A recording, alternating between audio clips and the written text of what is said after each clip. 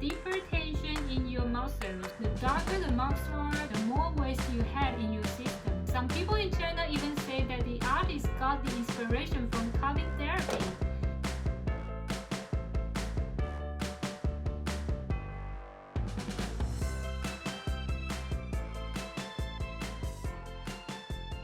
Hey there, what's up? Welcome back to my channel. It's winter season. The Chinese consider it important to maintain one's health during winter. Well, maybe not just winter, probably throughout the year. Chinese people take health maintenance, 养生, seriously. Some of their behavior may seem bizarre in foreigners' eyes, but will help them stay healthy, according to traditional Chinese medicine. If you have ever been to any restaurants in China, you must have the experience of being served with a cup of hot water or hot tea. I mean, extremely hot one, even in a hot summer day. 好烫!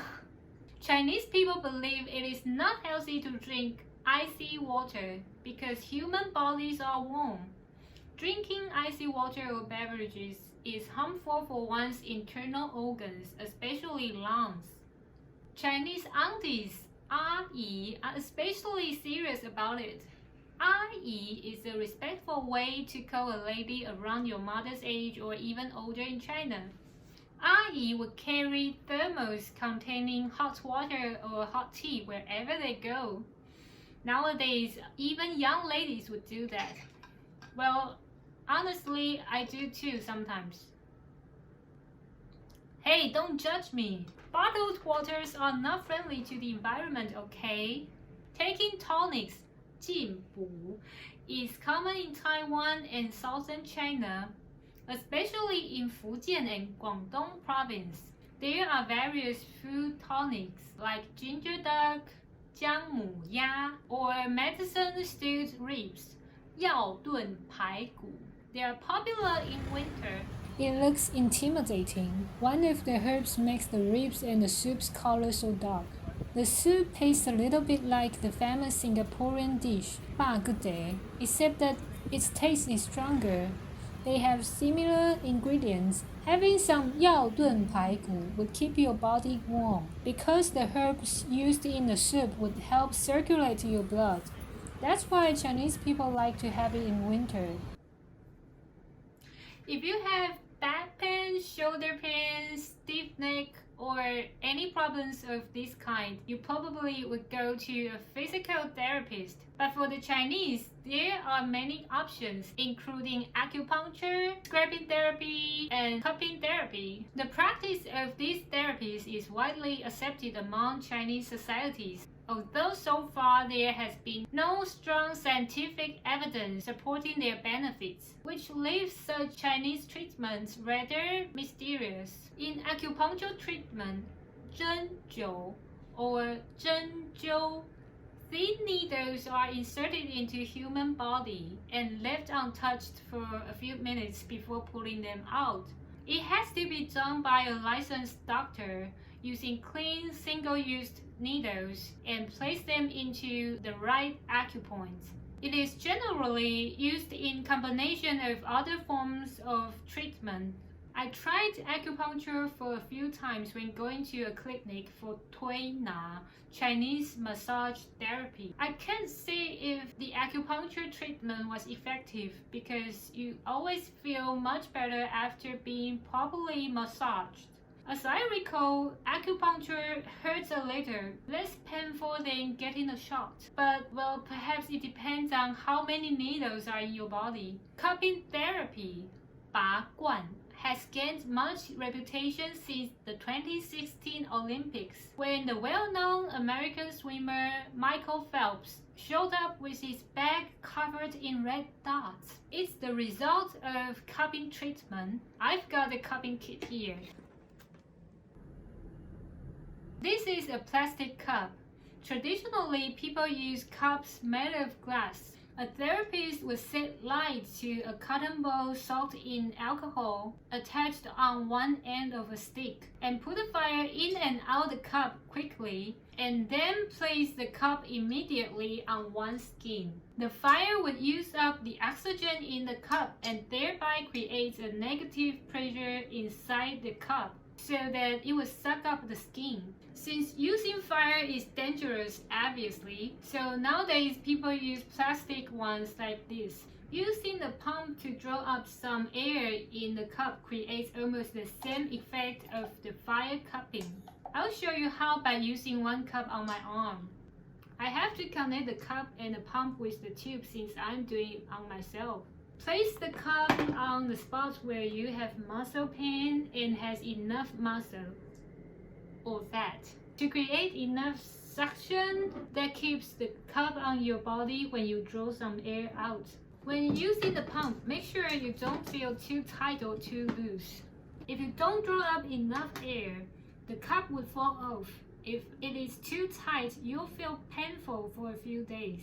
Leave the cup for 8 to 10 minutes and try not to move your position in case the cup will fall off. Do not leave the cup for too long. It will be bad for your skin. The suction pulls the skin up and loosens muscles and tendons underneath. Normally, it doesn't hurt when you have the cup on your skin. If it hurts, it means that either you have drawn up too much air or that you place the cup at the wrong position. I think the effect of cupping treatment is better than traditional massage because it will relieve the deeper tension in your muscles. However, there are many restrictions. You can't place cups anywhere you want. Some body parts are not suitable for cupping, like your face.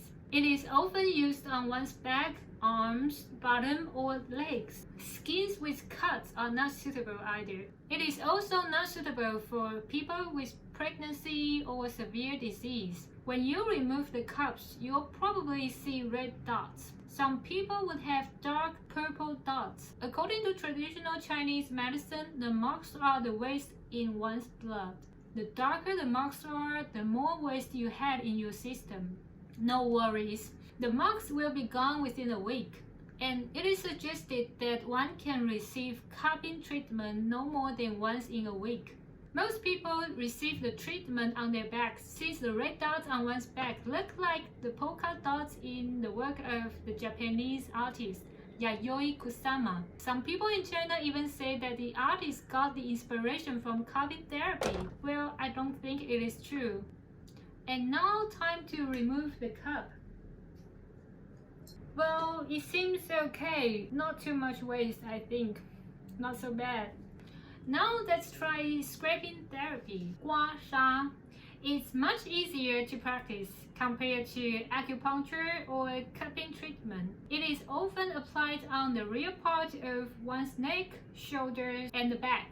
First, you will need to put some ointment on the body parts in pain to moisturize the skin. And then you can use a spoon, a coin, or a scraping board like this one or this one to scrap. You scrap the skin repeatedly in the same direction like this. Similar to cupping, it also helps loosen the muscle and could leave some mark on your skin for a few days. It's easier to be done by someone else. Okay, let's see how my shoulder is looking like. Well, not so bad, I guess.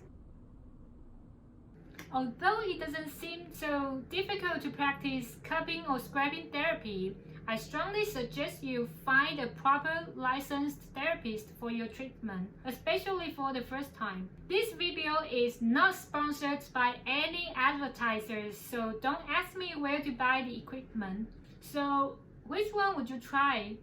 Acupuncture, cupping, or scraping therapy? Let me know in the comments how you think of them. This is our last video in 2019. I hope you enjoyed it. Happy New Year! 新年快乐! Subscribe our channel and turn on the notifications so that you won't miss any of our videos in the following year. I'm Rena from Mandarin Max. See you next year. 明年见!